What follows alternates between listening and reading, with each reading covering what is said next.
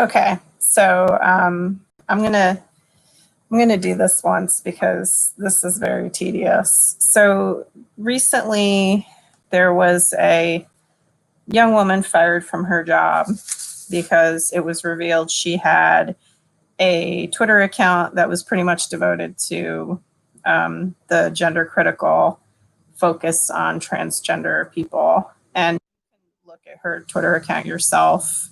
I'm sure many people know what it is, so I'll post it in the comments. If you don't know, go look at it. Draw your own conclusions. There's not a lot of analysis there. It's pretty tedious reading, but gender criticals are very tedious. So there's new outrage because she was allegedly fired for expressing a radical feminist or gender critical position on gender. And this is bullshit. And I'm really, really tired of people on all sides of this debate lying, flat out lying about things that happen.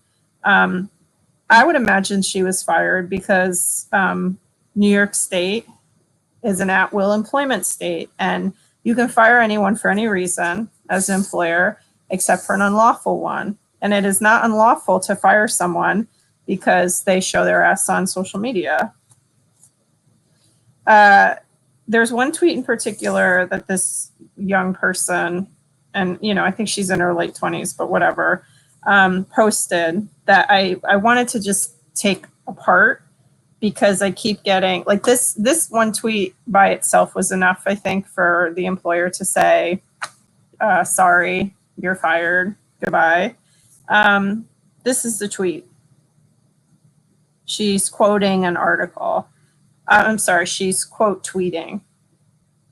I don't know what the fuck you call it. Anyway, she has a link to an article from Pink News. The title of the Pink News article is Trans Woman Karate Chopped by Abusive Drunk Cis Woman in Horrific Transphobic Attack in Public Bathroom. And then there's a link to the article. And her commentary is this: what would you do if a man dressed as a woman tried to enter the ladies' room or was already in there?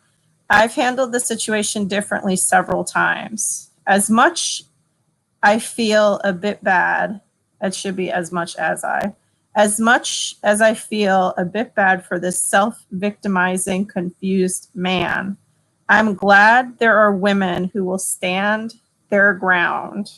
Okay, so there's a lot to unpack here. She, but she has her opinion of trans women. Fine, whatever.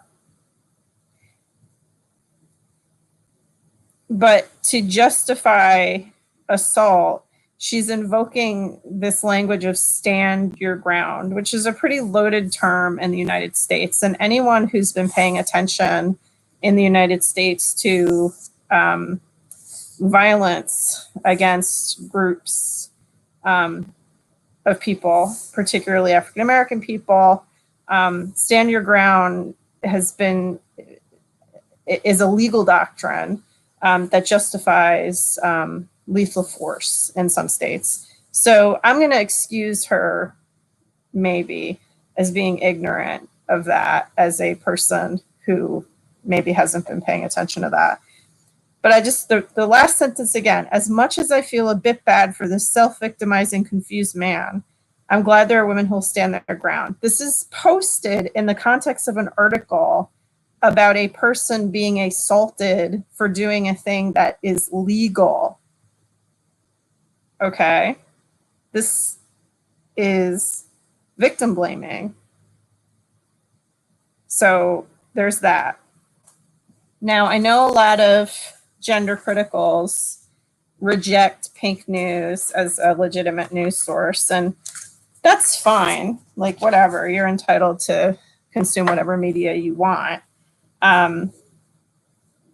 But the Pink News article links to an article from the CBC.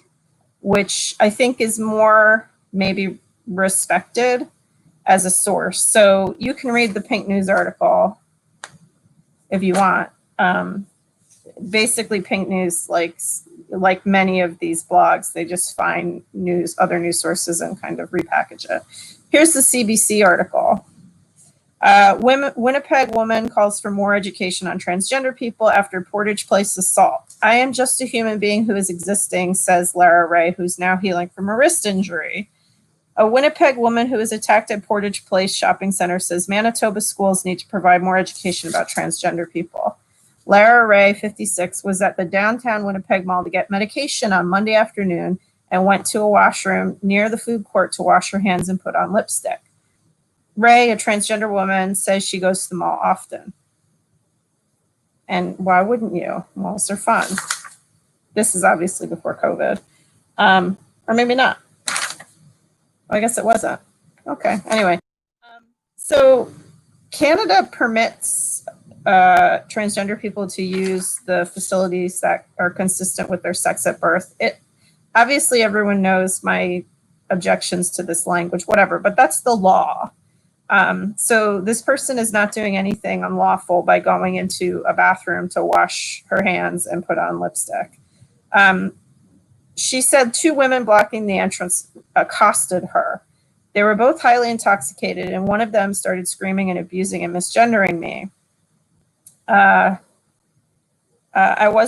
She previously had a similar experience in the same bathroom. In that instance, she said she presented her ID to show she's a woman.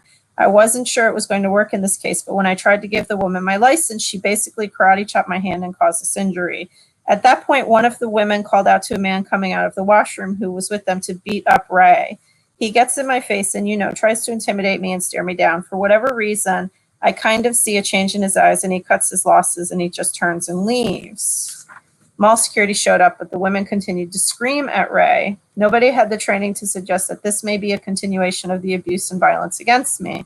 So I just had to stand there and listen to her continue to scream, and not one of them thought, maybe you should shut up and stop misgendering this woman and further traumatizing her, because it doesn't even enter their heads. We were just treated like garbage. My community, I'm sick of it. The women and men then left the mall, and then, the article goes on. So a transgender person using a bathroom, not bothering going to the bathroom. Why the fuck are you getting in their face, first of all? Second of all, why is it a gender critical position that you're going to applaud that kind of behavior? Like, who decided that's what gender critical feminism is? If that's what gender critical feminism is garbage. I mean, I already knew that. It is garbage. It's not a radical feminist position to intrude on another person living their life in a lawful manner. Whether or not you object to their way of living is irrelevant. You need to stay in your fucking lane. So when you post things such as, I'm glad there are women that will stand their ground, in the context of an illegal assault on a person exercising their lawful rights, do not be surprised that other people might find that objectionable, including your employers. Violence that is unjustified, so that's violent, like self-defense is a different matter. Unjustified violence is not a radical feminist value. And once again, I think you're all a bunch of obsessed losers.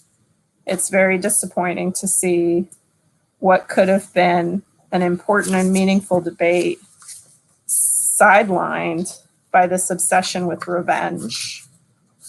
So, sorry you lost your job, but you deserved it. And everyone defending you, they're fools.